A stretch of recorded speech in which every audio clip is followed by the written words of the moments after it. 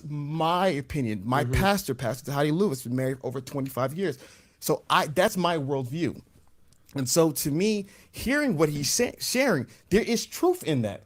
Everything what everyone's going to share, there's going to be truth in it. Yes, if you, like my dad told me a very powerful point. I love my father. He's such a wise older man. He said the most important decision you'll ever make in your life is the one you marry. Yes. And it can go one of two ways. And this is what I want the guys to understand. We're not teaching naivete, which is, oh, marriage is this perfect thing, and you just meet the one and live happily ever after, and there's no issues, there's no divorces. Right. We're not teaching naivete. Marriage can be the worst thing in your life. It can be an absolute living hell, and I guarantee you, you can go for days and for days, and you know so many different stories about people which marriage is an absolute living hell. But we don't want to teach being naive about the realities, but also we don't want to teach nihilism. Right, the other end of the extreme. Marriage is the worst thing possible, and the women are out to get your money, and everyone's miserable, and everybody's roommates, and everybody's this. Because there are some individuals, such as what Alex communicated, who are in happy, healthy long-term marriage. Right, so you don't want to be naive. You want to be nihilistic. You want to be as real as possible. Give me the. I love this. And listen, it's going to get realer after this because he's about to spit some more facts. There's something that he says which is so powerful about the fact that, you know, the reason why we go into marriage, and I'm telling you, it's gonna blow your mind. So make sure you stick with this video as well. I loved what Hafiz said in this, and I love the work he's doing because he's doing the Lord's work, man. Finally, people are talking against this nonsense that I always see in Manosphere, Red Pill. They talk about statistics, but statistics doesn't tell the whole entire story. And also as well, if you don't prepare to win, you prepare to fail. Have we asked all these people that got married about what preparation they did to get married? Have we asked them what kind of conversations they had before they got married? Have we asked them what kind of support networks they had around them before they got married? You don't just run a business by yourself unless you're a sole trader. But most people don't run business by themselves. They find information, mentors, people that speak into their life, people that help them. They get business loans, they get this, they get that. You know, they get a whole bunch of different help from all across the board to support the mission and the vision. And that's the same thing with a marriage. It requires people's input. It requires knowledge, wisdom, understanding. The Bible says, dwell with women according to knowledge. When you enter that marriage, were you even ready for that woman? Was that woman even ready for you? Did you choose correctly? We haven't discussed those things. We just say 50% of marriages end in this. Yeah, well, let's go deeper. Let's tell the full story by giving actually the reasons and the nuances that happen as into these reasons. But if you're new to the channel, do a massive favor, like it, share, subscribe, click on the bell button for notification of the uploads. We appreciate you guys. Stay locked, stay loaded. And for those of you who are returnees, already know what it is, baby. You got the minerals. We appreciate you guys. Let's get into the video. The good, the bad, and the ugly. And my biggest thing is that I understand that marriage is a very difficult thing to get right. And the same thing is like, I love how what you do is marriage and money, right? I think we're going to be talking about those two things today. Adam, you're a 1% man financially. This is the point. Right? That means 99% of people are trying to get to where Adam is. Most people live paycheck to paycheck. They're struggling. Yep. Their lives suck when it comes to money. Most people are struggling, but they're trying to get to where you are.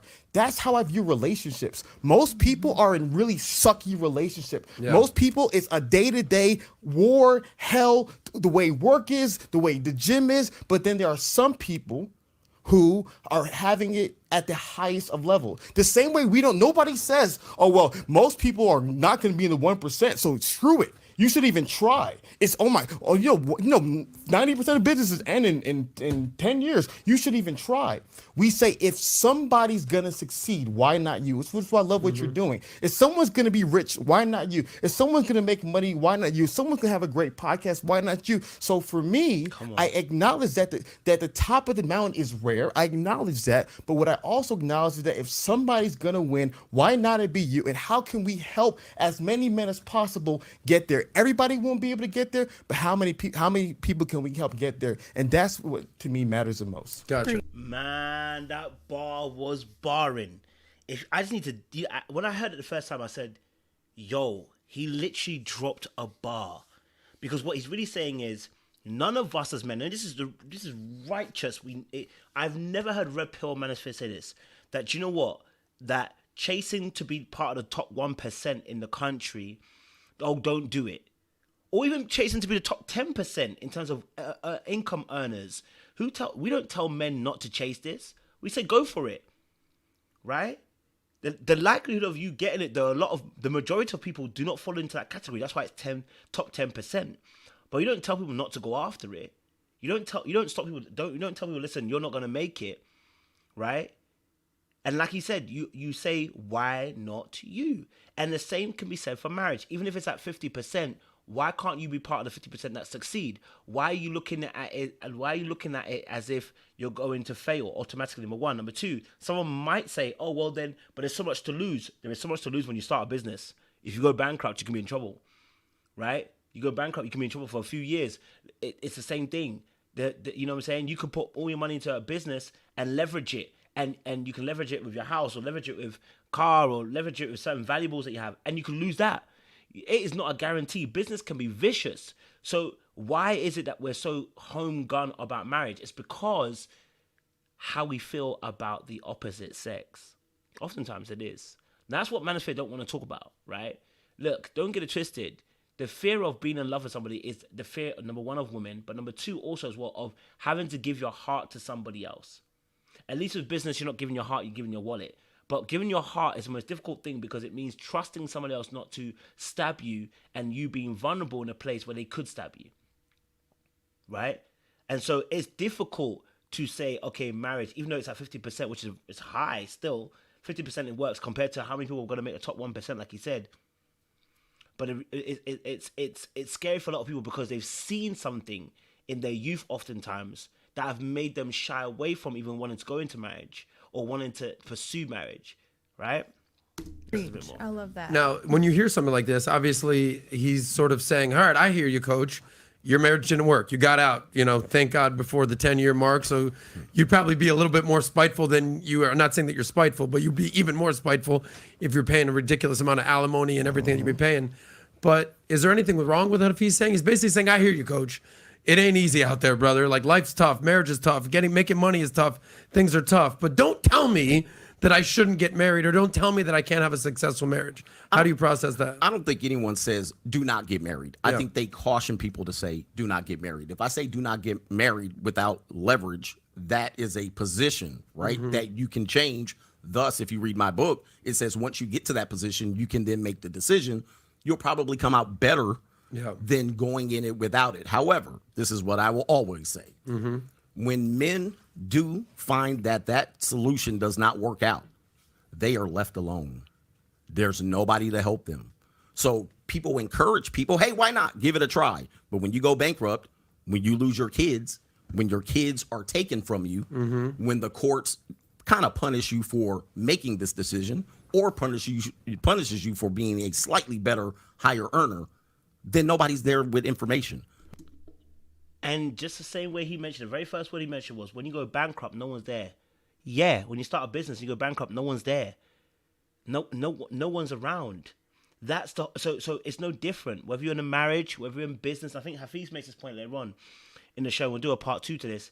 It makes no difference whether you lose at marriage or whether you lose in business. Either one, when you lose, there are consequences to the loss. There are consequences in life when you lose at something. That's why it's called a loss. Yeah? Now, don't get it twisted. Like he's mentioned, you can lose your kids, you can lose your house, you can lose your car, you can lose your finances. You can lose those things. And honestly, it's not pretty for some people, right? You can. And it's not nice when some people have those things going on for them. But the reality is as well, we got to make sure as well that that's not the only narrative and story you're telling. And that's why he said, he wanted to tell a story. I caution you. But where was the other story? Because since it's 50% failure, 50% success, where are the success stories being told? Why is it everything is about caution to going into marriage, but no conversation about 50% of people are successful? If business was 50% successful, I think we'd be telling a whole lot of stories about 50% successful businesses, right? But it's marriage that we choose to downplay because we're afraid of being vulnerable. We're afraid of being hurt again. And we're afraid to admit that being hurt in your heart is not the same as being hurt in your wallet. In your wallet, you can always make money. In your heart, ooh. Nobody's there with context. No one's there to help them. And I believe, not feel, I know, understand, believe, and I have evidence to show that men are left alone when they don't succeed in this endeavor. And that is the void that I feel, because I can tell you, hey, men are alone in this situation. Men are homeless. Men are thinking about eating guns. Men are thinking about, they have no way out. Men are losing big time, and we're losing a fraction of men due to manipulation, due to people trying to, they may be hurt. A woman might be hurt in a marriage, or she might feel that she's not being appreciated. And then she throws a grenade in the room. Bro, let me be very honest with you. In other countries, when men can't work, they also can end up topping themselves. Yeah? There are countries where men go into debt and they throw themselves off buildings. My friend, please, when men lose in general, this happens. The argument you're using, I understand it, but it's weak, because there are other examples of men doing what he's saying they're doing when they lose at something, when they fail at something, when there seems to be no hope for something. I'm going to leave it there, because we can do a part 2. Like, share, subscribe, click on the bell button for notification of uploads. We appreciate you guys. Stay lots of salute. We'll see you again very, very soon for part 2 of this.